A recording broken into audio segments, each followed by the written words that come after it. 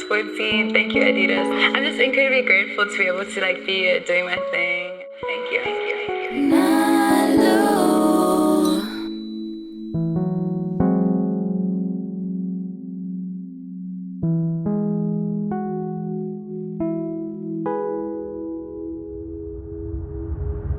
It's your girl, your dream come true. I basically started singing from the womb. Both my parents sing, my brother sings, and everybody plays an instrument. All my cousins play an instrument. My grandparents on both sides, they both sang. So I didn't really have a choice. I was sort of just, birthed into this incredibly musical family, and it was a huge blessing. I won't tell you, I think it's funny how. So I started singing professionally only in 2018 when I dropped my first single, and that was such a just mind-blowing time because I made this thing. It was super handmade, and I just released it, and the response was out of this world. So I started singing in 2018. And my family and my friends were super supportive. At that time, I was still studying. I finished my degree end of last year, so I'm graduating this year. So at the time, I was still studying. I think I was in second year. And it was, my parents were obviously don't get too lost in it or whatever, but here we are, lost in it. So,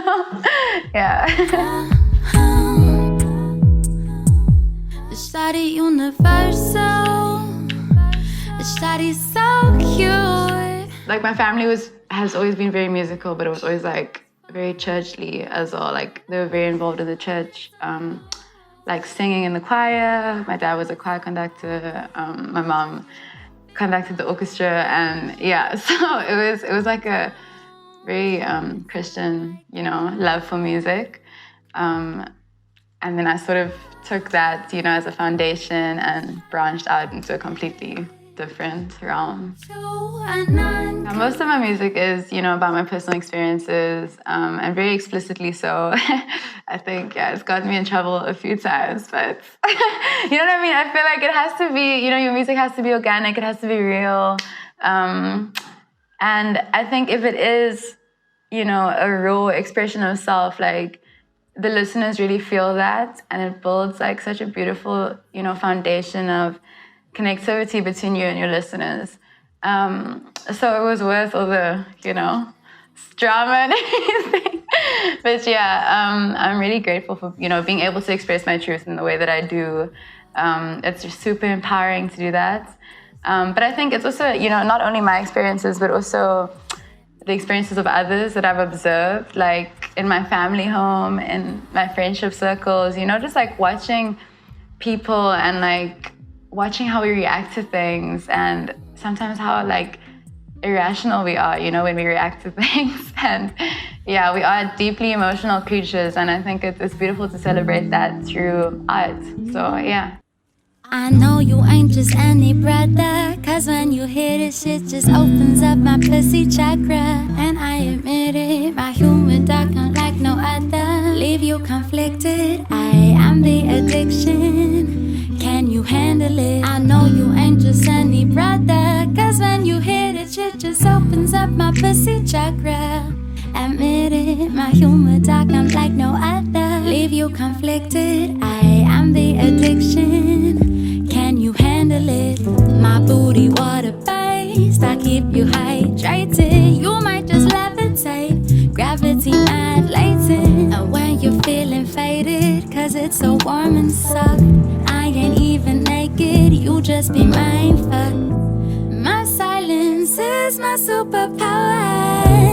Just ask your girl, cause she know all about it. Dripping red wine, keep her fat all the time. She start arching, that's fine. Oh, we dining so fine.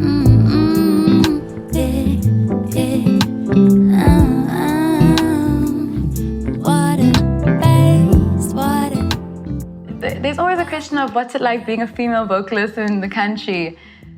Why don't you ask men what's it like being a male vocalist in the country? Why are you asking me that question? I think no shade at all, but I just think that the whole narrative of being a female artist, being a female vocalist, a female rapper, is just so like 1930s. Do you know what I mean? It's so outdated. It's so, if anything, like I feel like it pushes the, you know, this like binary conflict between genders even more. You know, it just like perpetuates the divide by gender, which is just so boring and like so, like why are we still talking about that? Like why are you still bringing my gender into this? You know what I mean? Like, yeah, and I think, you know, obviously there are realities that I face, you know, being somebody who presents as a woman. I think that women and gender non-conforming people are, you know, treated differently in the industry. And I acknowledge that it's not like an easy ride. But I think that it's, you know, it gives me a lot of strength to just take back my own power and be like, I'm not a female artist, I'm an artist. I'm not a female producer, I'm a producer, you know? And just bringing the whole female narrative into it is like, I don't think it serves anyone. It doesn't serve me, it doesn't serve you. You shouldn't treat me any differently because I'm a female artist, you know? You shouldn't look at me any differently.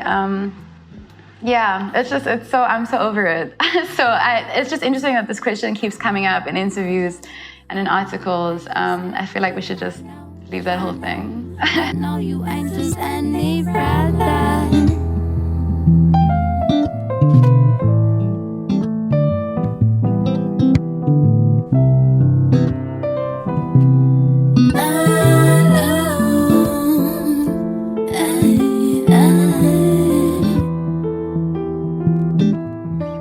How am I driving this narrative as a vocalist, you know, scratch the female, like just as a vocalist, as an artist?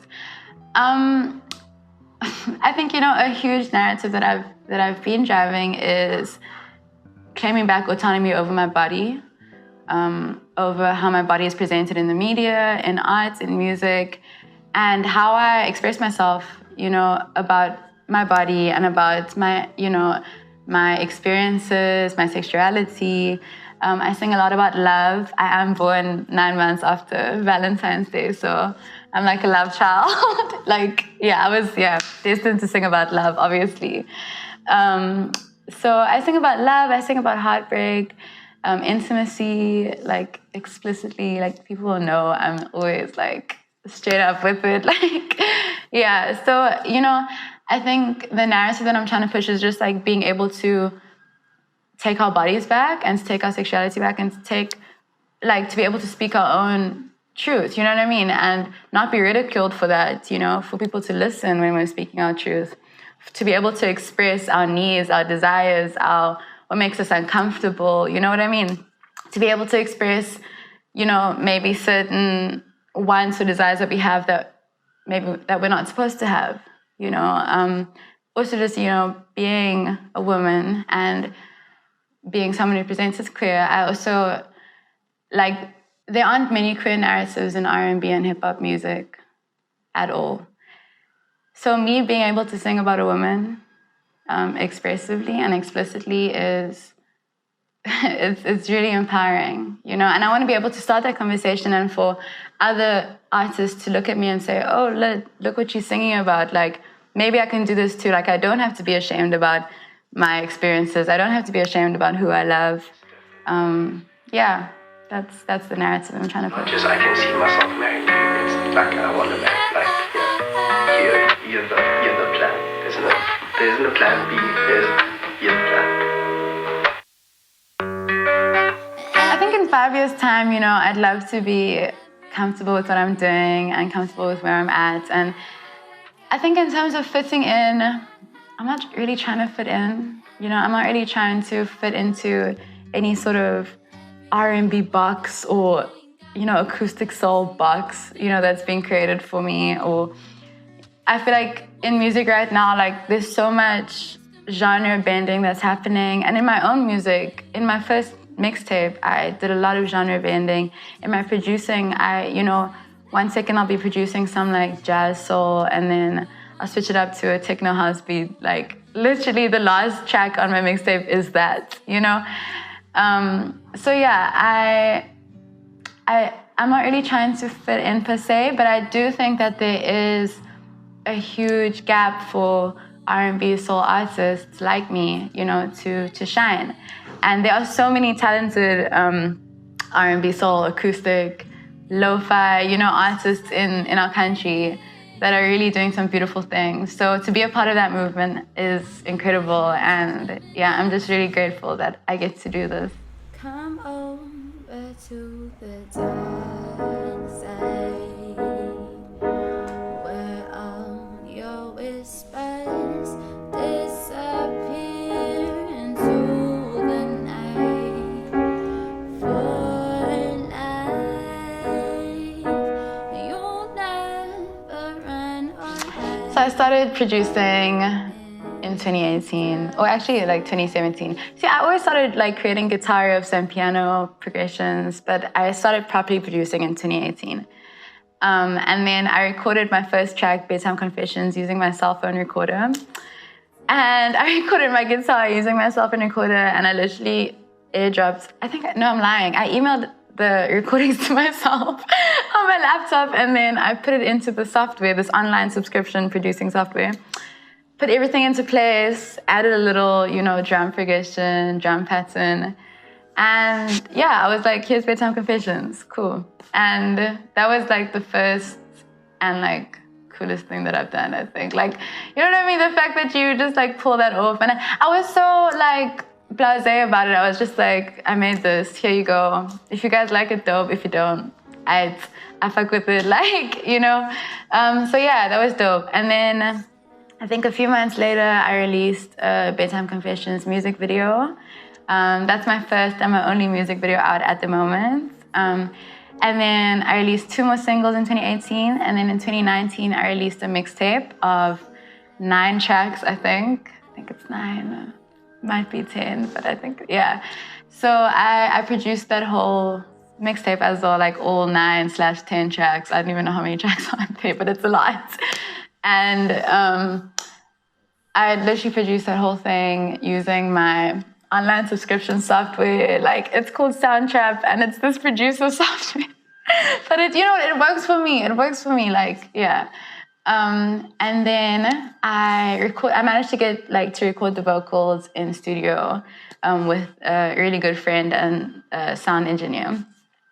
So yeah, I wrote all the lyrics for that. I performed it, that was a huge task, I think. And just a lot of I put a lot of pressure on myself to get that thing done. And I've learned a lot from that as well, you know, just allowing, I think, you know, it's okay to ask people for help. And that's something that I've learned to do. So now for my upcoming project, I'm working with 2 other producers, and I'll also be producing in it. And that's been a beautiful process, you know, just jamming in a room together. We've got 2 guitars and a piano, and we're just, you know, making some beautiful shit. Yeah, it's amazing. So I'm busy working on a project at the moment, and I don't want to give too much away about the project, but basically the project is about desire, and that good, you know, lustful inner desire. And whether, you know, the desire isn't necessarily about, you know, a lover or anything. There is some desire for love, but there's desire for, you know, growth, for self-love. There's a track about, you know, having desire for somebody who you're not supposed to desire, who the world won't allow you to desire. There is desire to be somebody else, to tap into a different part of yourself, you know? So yeah, there's a lot of themes of desire, and I think desire is such a, you know, natural human experience.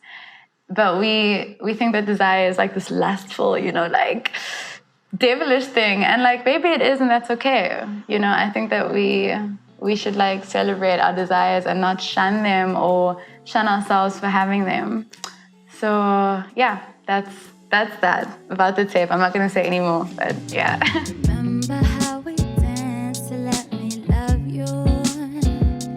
You were shy, that little part of you made me realize how time never existed. Remember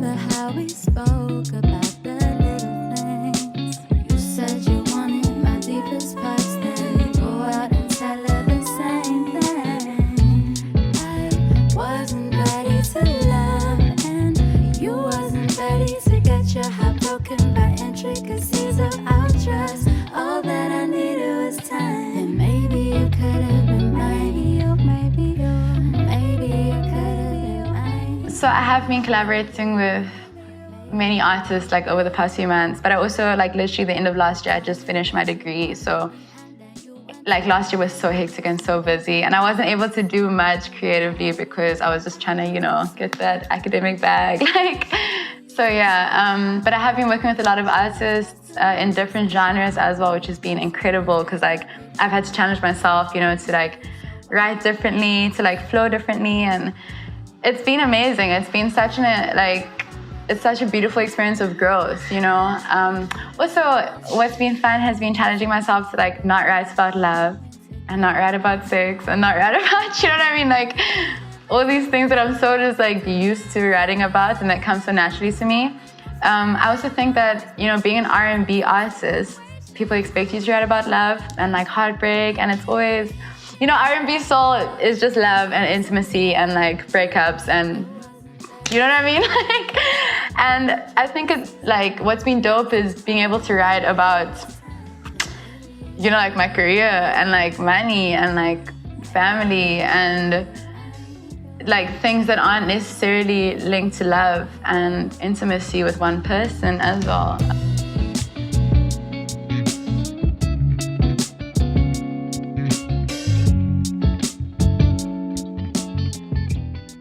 I think there's so many narratives in our lives that haven't been, you know, adequately expressed. There's so many things that we're uncomfortable to speak about, and it's been dope just writing about those things and feeling, you know, safe to do so and empowered in doing so. I literally, like the other day, I wrote a song about like my insomnia because like I have like really, you know, like I struggle to sleep sometimes, and just writing about that and like the whole process of what happens to you when you can't sleep, or what happens to you when you're dealing with, you know, something that isn't spoken about often or that isn't accepted in conversation.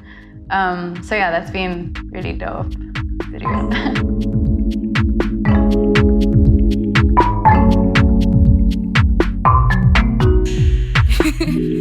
This is Jacinda. Wait, no, let me try again. This is Jacinda.